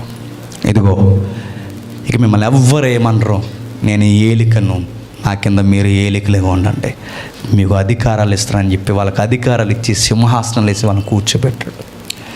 ఎప్పుడైతే సంఘంలో ఉన్న కొంతమంది పెద్దలకి అధికారాలు ఇచ్చారో సంఘము రాజకీయంతో కలవడం స్టార్ట్ అయింది. ఎప్పుడైతే రాజకీయంతో కలిసిందో గుర్తుపెట్టుకోండి, అప్పటికే రోమా ప్రభుత్వం ఒక ఫిలాసఫీని నమ్ముతూ వచ్చింది. ఏంటి ఆ ఫిలాసఫీ? ఇప్పటివరకు చెప్పాను, గంటన్నర చెప్పాను మీకు. ఆ నిమ్రోదు, అష్టారోతు, తమ్మూస్, ఆ నమ్మకాలు వారిని బాగా మగ్గిపోయి ఉన్నారు. ఎవరు? రోమా ప్రభుత్వం. బాబులోన్స్ దగ్గర నుంచి మెడోఫెర్షియన్ దగ్గర నుంచి గ్రీకుల దగ్గర నుంచి రోమన్స్. ఇప్పుడు రోమన్స్ నుంచి ఎక్కడికి వస్తుంది ఇది అంటే సంఘంలోకి వస్తుంది. ఎలా వస్తుందంటే, ఎప్పుడైతే క్రైస్తవుని తీసుకొచ్చి వీడు సింహాసనాల మీద కూర్చోబెట్టాడో అప్పటి వరకు క్రైస్తవులకి దేవాలయాలు లేవు. వాళ్ళు కూడుకునేది ఎక్కడ చెప్పినా ఇంటెంట, వాళ్ళు కూడుకునేది ఎక్కడ చెప్పినా ఎక్కడ స్థలం దొరికితే ఎక్కడ, వాళ్ళకంటూ ప్రత్యేక దేవాలయాలు ఏమీ లేవు. ఎప్పుడైతే వీడు మారిపోయాడు, వీడు ఏమన్నాడంటే, ఇక నేనే మారిపోయాను కనుక మా గుడులన్నీ ఖాళీగా ఉన్నాయి కనుక ఇప్పుడు మా గుడుల్ని మీరు చర్చలు చేసుకోండి అన్నాడు. అలా వీరు చర్చిలోకి వెళ్ళిపోయారు. చర్చిలోకి వెళ్ళిపోయిన తర్వాత అప్పటికే సెమీరా తమ్మూజుని ఎత్తుకుని ఉంది. నీకు అర్థమైందా? ఎప్పుడైతే ఆ దేవాలయంకి వెళ్ళిందో ఒకసారి ఆ ఇమేజ్ అయ్యి తమ్ముడు, ఆవిడ అది ఎవరైతే అష్టారతు తమ్మూజు దేవుడిని ఎత్తుకుని ఉందో ఆ ఎత్తుకున్న గుడుల మీద ఈ బొమ్మలన్నీ ఉన్నాయి.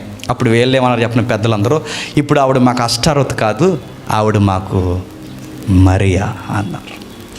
అది తమ్మూజు కాదు, ఆయన ఎవరో తెలుసా? మా కుమారుడు జీసస్ అన్నారు. ఆ బొమ్మ, ఆ ముక్కు, ఆ కిరీటాలు ఇవన్నీ ఎక్కడ అనుకుంటున్నారు? ఇప్పటికీ మీరు ఎక్కడికైనా పండు దగ్గర లేదని ఒక గుడి ఉంటే అక్కడికి పోయి మీరు చూడండి, మక్కి నెట్లో కూడా చూడండి. ఆ బొమ్మలు, ఆ బాబు ఇవన్నీ ఎవరు అనుకుంటున్నారు? ఆయన యేసుక్రీస్తు కాదు. ఆ కనిపిస్తున్న ఆమె తల్లి అయిన మరియా కాదు. ఈ మూలం ఎక్కడిది అంటే సెమీరామిస్, తమ్మూజ్. ఇది బాబిలోనియన్స్ నమ్మకం క్యాథలిక్లోకి వచ్చేసింది. ఎప్పుడైతే క్యాథలిక్లోకి వచ్చిందో ఈ నమ్మకాన్ని, ఇప్పటికీ మీరు పోయి చూడండి, చాలా విచిత్రంగా ఉంటాయి ఆ గుళ్ళు. మీరు ఎప్పుడైనా చూసారా? చాలా విచిత్రంగా గుళ్ళు కనబడుతుంటాయి మనకి, విచిత్రముగా. మీరు ఎప్పుడైనా చూసారో లేదో ఆ గుళ్ళన్నీ? అక్కడి నుంచి మెల్లమెల్లగా ప్రపంచం ఆ గుడులు కట్టుకోవడం నేర్చుకుంది. ఒకరోజు వీళ్ళకి అర్థమైంది, అధికారాలు ఇచ్చాం కానీ మాకు ఆరాధనకు ఒక క్రమం పద్ధతి లేదు. పెద్దలందరూ ఆలోచించుకున్నారు. అందులో ఆర్చ్ బిషప్స్, రెవరెండ్స్, అప్పటికి పోపుల విధానం రాలేదు అప్పటికి. ఎప్పుడైతే ఇదంతా జరిగిందో, ఈ లెసన్ చెప్తేనే ఏదో ఫోన్ వచ్చేది నాకు. ఎప్పుడైతే ఇదంతా జరుగుతున్న టైంలో ఒకరోజు ఒక విషయం జరిగింది. మా వాళ్ళకి ఒక ఫాస్టింగ్ డేస్ కావాలి. ఒక దిక్కు 4 రోజులు చేస్తున్నారు, కొంతమంది 40 గంటలు చేస్తున్నారు, కొంతమంది 4 వారాలు చేస్తున్నారు. మా అందరికీ చెప్పండి, ఒక పద్ధతి కావాలి. ఎప్పుడైతే వీళ్ళు ఇది కోరిన తర్వాత విషయం ఏమర్థమవుతుందో తెలుసా? ఒకరోజు 325లో, సరిగ్గా 325లో ఆసియా కౌన్సిల్ ఒకటి జరిగింది చరిత్రలో. క్రీస్తు శకం 365. ఒక్క నిమిషం. బ్యూటిఫుల్.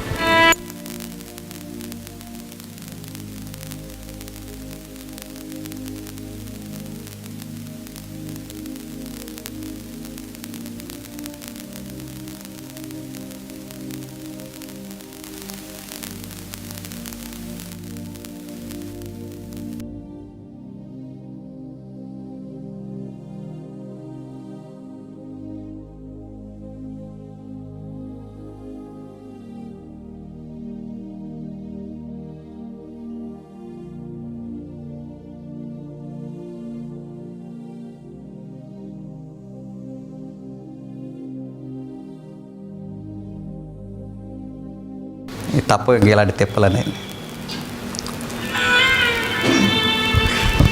ఒక నిమిషం.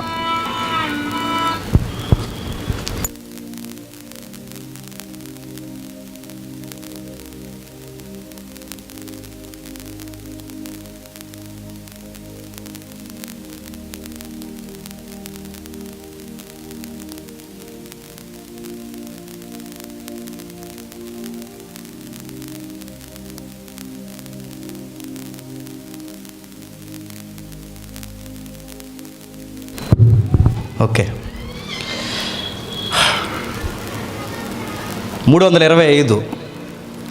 ఒకరోజు ఒక విషయం, పెద్దలందరూ ఒక విషయాన్ని గమనిస్తారు. ఏమనంటే, ఇదిగో మా అందరికి ఒక పద్ధతి కావాలి. అప్పటికే వీళ్ళకి ఒక ఫిలాసఫీ ఉంది. రోమన్స్, బాబిలోనియన్స్ దగ్గర నుంచి 40 రోజులు ఏడుస్తారుగా. వీడు ఏం చేశాడంటే తెలివిగా, ఇదిగో క్రైస్తవులందరూ 40 రోజులు దుఃఖాన్ని చలపండి. మీకు కూడా ఒక ఫిలాసఫీ ఉంది. ఏంటి? మీ ప్రభు చనిపోయాడు, మీ ప్రభు ఒక రోజు మరలా లేస్తాడు. ఈ ఫిలాసఫీని మీరు ఏం చేస్తారంటే, సేమ్ అదే బొమ్మ, అదే బాలుడు, కానీ పేర్లు మారాయి. ఇప్పుడు అదే పద్ధతి, కానీ చెప్పండి పేర్లు మారాయి. వాళ్ళకేమో గుర్తుపెట్టుకోండి, వాళ్ళకి లెంటిన్, మనకి లెంట్ అయింది. మీకు అర్థమైందా? అలా మార్చి ఏం చేశారంటే, జగత్ కూడా ఏం చేశాడు, 325లో ఒక చట్టం తీసుకొచ్చాడు. క్రైస్తవులందరూ 40 రోజులు చెప్పండి ఉపవాస దినాలు చేయాలి ప్రకటించారు. సంఘంలోనికి అలా వచ్చేసింది విషయం. రోజు రోజుకి పెరుగుతుంది. రాజులు ఆ రోజు బిషప్స్ అందరూ ఎక్కడెక్కడ భారతదేశం నుంచి ఉన్న వాళ్ళు కూడా వెళ్ళారు ఆ రోజు అక్కడికి. ఆ రోజు వెళ్ళి అందరూ కూడుకొని సంఘము మనం పాటించాలి. ఆ రోజు కౌన్సిల్ ఇది ఒకటే కాదు, చాలా డాక్ట్రిన్స్ మీద ఆ రోజు పెద్ద ఫైట్ జరిగింది, ట్రినిటీ కోసం కూడా. ఇవన్నీ జరిగిన తర్వాత ప్రపంచంలో 40 రోజుల ఆరాధన వచ్చింది. నిజానికి ఈ పద్ధతి, ఈ పట్టిక ఎక్కడదంటే చెప్పండి, నిమ్రోదు దగ్గర నుంచి వచ్చింది. ఒకరోజు మరలా సెకండ్ వాటికన్ కౌన్సిల్ జరిగింది 519లో. ఎప్పుడు? 519లో. అప్పటికి ఏమైందంటే 3వ శతాబ్దం నుంచి 4వ శతాబ్దం, 5వ శతాబ్దం వచ్చేసింది. 3 నుంచి 4, 5 అంటే 3 నుంచి 5 శతాబ్దం అంటే ఎన్ని వందల సంవత్సరాలు ఉన్నాయి మధ్యలో? చెప్పండి. 200 సంవత్సరాలు ఉన్నాయి. ఎన్ని సంవత్సరాలు? 200 సంవత్సరాలు, రెండు శతాబ్దాల కాలం దాటేసరికి రామ ప్రభుత్వం ప్రభావం తగ్గింది, పోపుల ప్రభావం పోపుల ప్రభావం పెరిగింది. ఎప్పుడైతే పోపు పెరిగాడో పోపుల హయాంలోకి వస్తుంది. ఎప్పటికీ మీరు చూడండి, వాటికన్లో పోపే రాజకీయ అధిపతి, పోపే మతాధిపతి కూడా, రెండు ఆయనే. మీరు కావాలని చూడండి, ఎప్పటికీ రాజకీయంగా కూడా ఆయనే. చెప్పండి నెక్స్ట్, యాజకీయంలో కూడా ఆయనే. ఎప్పుడైతే 5వ శతాబ్దంలో సంఘానికి పోపుల హయాం వచ్చిందో అప్పుడు పెద్దలందరూ కొంచెం రియలైజ్ అయ్యారు, అయ్యే మూలాలన్నీ ఎలా ఉన్నాయి, మన విషయాలు మనం మార్చలేదు. ఆ రోజు మరలా సెకండ్ వాటికన్ కౌన్సిల్లో వీళ్ళందరూ కూడుకున్నారు, పెద్ద దేవాలయం చూడండి. వాళ్ళందరూ కూడుకున్న తర్వాత ఆ రోజు మరలా నిర్ణయించుకున్నారు. ఏమని నిర్ణయించుకున్నారంటే, మనం మార్చాలి, ట్రాన్స్లోకి తీసుకెళ్ళాలి. ఏం చేయాలంటే ఆ మూలాలన్నీ పక్కన పెట్టి కొన్ని మంచి విషయాలు మనం తెర మీదకి తీసుకురావాలి. అంటే వచ్చిన 40 రోజుల్ని ప్రక్షాళన చేయాలనుకున్నారు. అప్పుడు నీతి సూత్రాలు తీసుకొచ్చారు.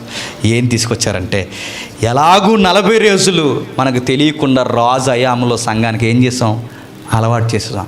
మూలాలు వేరు. ఎప్పుడైతే రాజు వచ్చాడో రాజు మాట వినాల్సి వచ్చింది, రాజకీయానికి లొంగాల్సి వచ్చింది. ఆ నమ్మకాన్ని అప్పటికే సంఘానికి అలవాటు చేసేసారు. ఎప్పుడైతే అలవాటు చేశారో 200 సంవత్సరాలు అలవాటు అయిపోయిన అలవాటుని తీయడం అంటే అసాధ్యం. ఇప్పుడు వెళ్ళి సడన్గా మూలం ఇదని చెప్పండి, చెడమడ తిడేస్తారు. ఈ క్లాస్ అంటే అసలు భయం లేదు జేమ్స్ అంటారు. ఎందుకంటే అలవాటు అయిపోయింది, అంత త్వరగా మారడం కష్టం. ఎప్పుడైతే ఈ విషయాలన్నీ బాగా గమనించిన తర్వాత మీరు చూడండి, ఒకసారి ఇమేజ్ ప్లే చేద్దాం.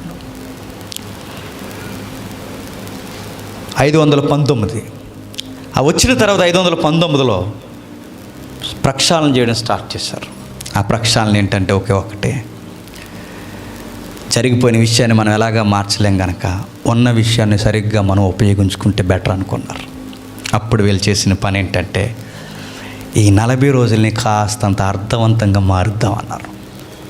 అర్థవంతంగా మార్చడానికి ప్రవేశపెట్టినవి ఏంటంటే ప్రార్థన, ఉపవాసం, పంచిపెట్టడం, నెక్స్ట్ పశ్చాత్తాపడడం, మారు మనసు లేని వారు మారు మనసు వైపుకి వెళ్ళడం. వీళ్ళందరినీ ఒక పద్ధతిలోకి మనం తీసుకెళ్లాలని కొన్ని పాయింట్స్ ఈ 40 రోజుల్లోకి తీసుకొచ్చారు. అంటే తప్పు జరిగిపోయింది, ఆ తప్పుని ప్రక్షాళన చేయాలనుకున్నారు.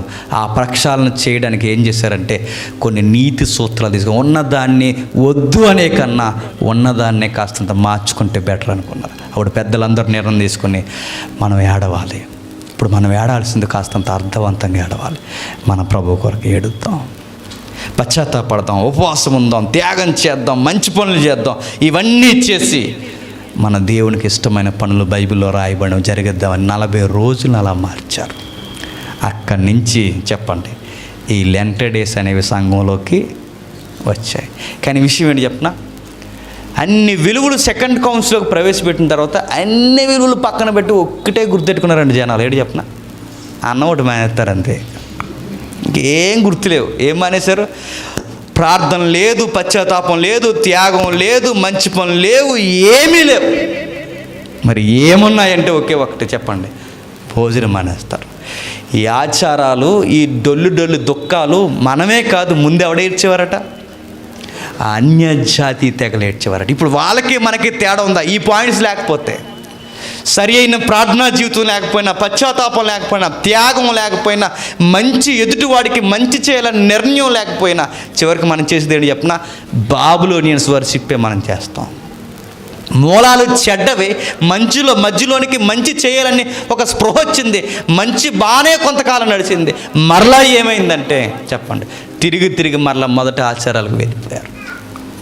బైబిల్ ఎక్కడ లెంట లేదు, బైబిల్ ఎక్కడ ఈస్టర్ అనే పదం లేదు. మరి ఎలా వచ్చాయి రాజుల దగ్గర నుంచి. ఇప్పుడు వచ్చినవి తీయడం కష్టం కనుక ఏం చేశారు పెద్దలందరూ అంటే, సరే కొంచెం ప్రక్షాళన చేద్దాం, ఉన్నదాన్ని తీసేసే కన్నా కొంచెం పద్ధతిని జాగ్రత్తగా వాక్యానికి దగ్గరగా తీసుకొద్దామని ఏం చేశారంటే కొన్ని విలువలు నేర్పించారు. ప్రార్థన చేయమని బైబిల్ చెప్పిందా లేదా?